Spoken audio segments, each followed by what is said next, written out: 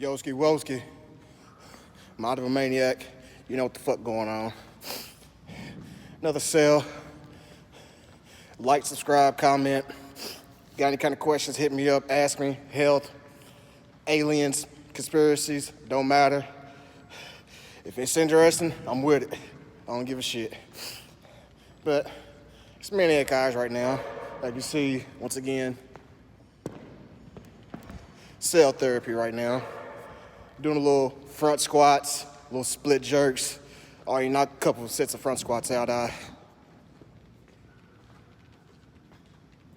Yeah, front squats are very, very uncomfortable.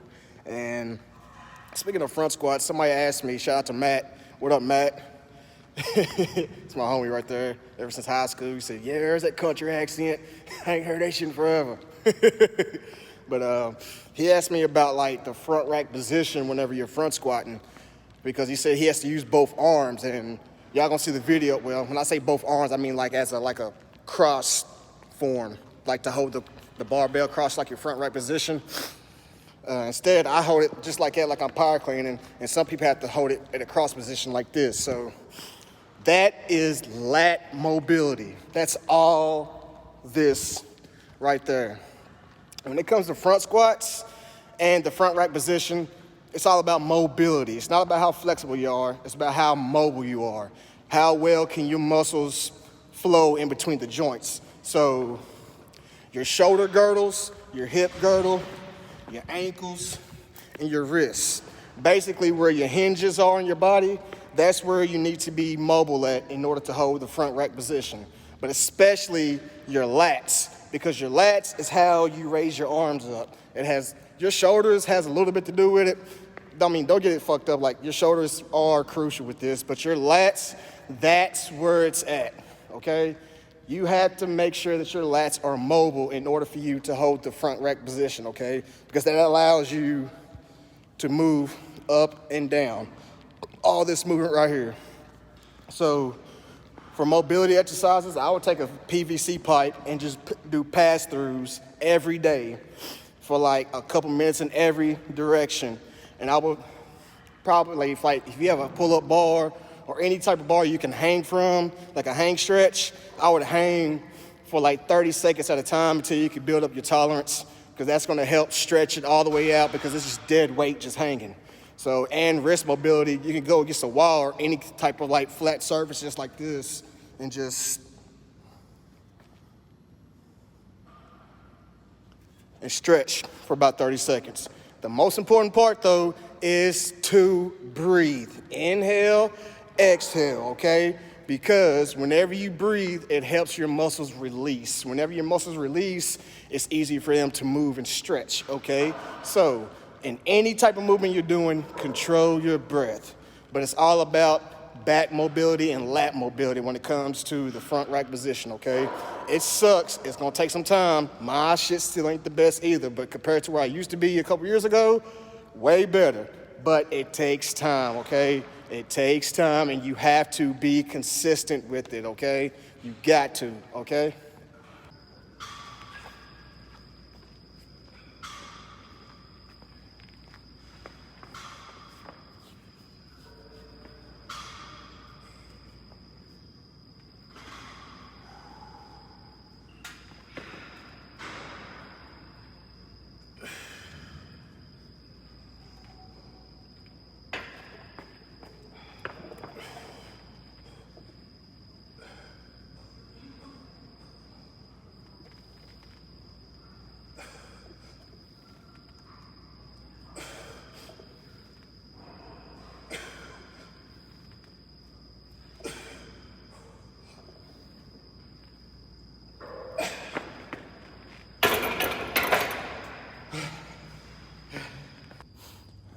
Front squats get me every time.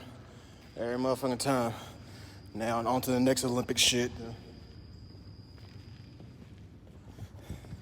Block jerks. That's the quickest, powerful, or not the most powerful, but the most quickest movement in all sports, by the way.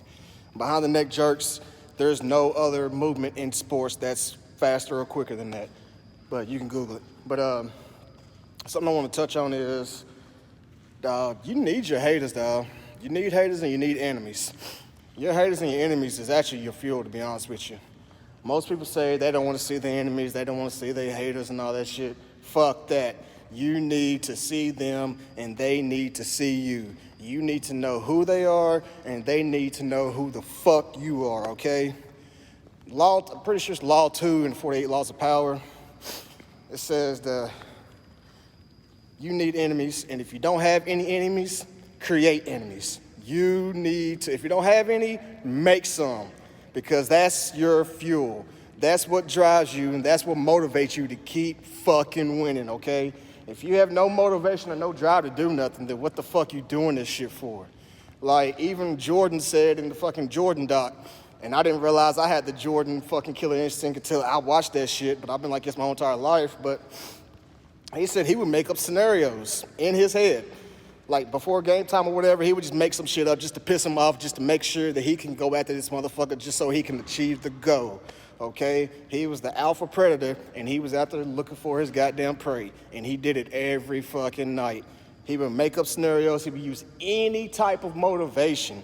Even in the Hall of Fame speech, he said whenever he didn't get picked for the high school team, the people that got picked over him was trash. He said that. He used that for his motivation, and look at him now, okay?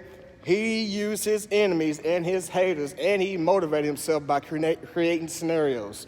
And also in the 48 Laws of Power, the Law 2, about your enemies, it says later on, eventually, one day your enemy might need you, like for real.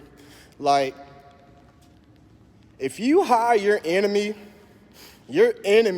will respect you and work harder than any other person that you have. They will work harder and actually be more loyal to you than your own people, than your own kin, your own blood. You know why? It's because the fact that y'all were enemies at first and now you gave them an opportunity to feed themselves and their family, they are gonna make sure that you're straight.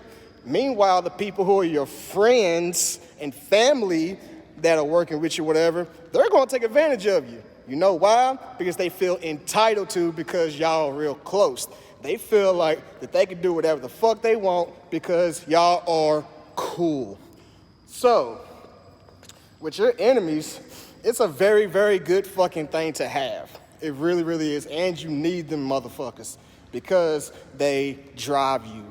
Don't hide or shy away from your enemies. Let them see you shine. Let them see you win and let them see you grin, okay? Fuck all your haters. Fuck them all.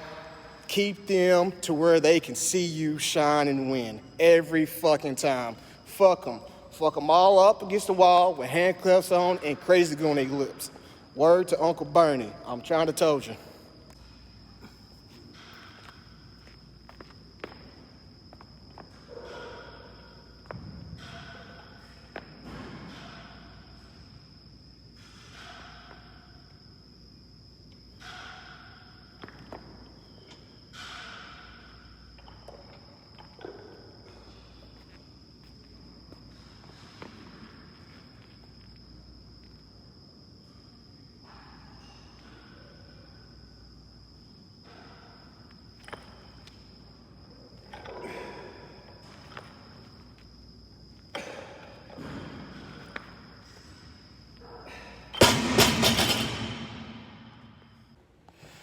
All in all, though, there's a difference between motivating and hating.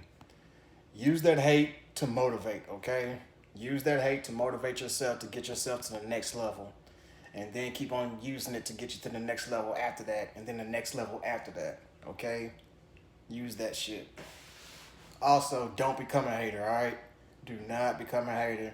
Don't become a fuck nigga. Don't become no lame ass squirt. Like, just don't hate, dog. When it's somebody else's time to shine, let them shine. That's their time, because you don't know what the fuck they went through beforehand to get to where they're at now. Let them have their shine. Don't hate on them. When it's your time to shine, it'll be your time to shine, okay? And then hopefully you have the right people in your corner to applaud you and clap for you, okay?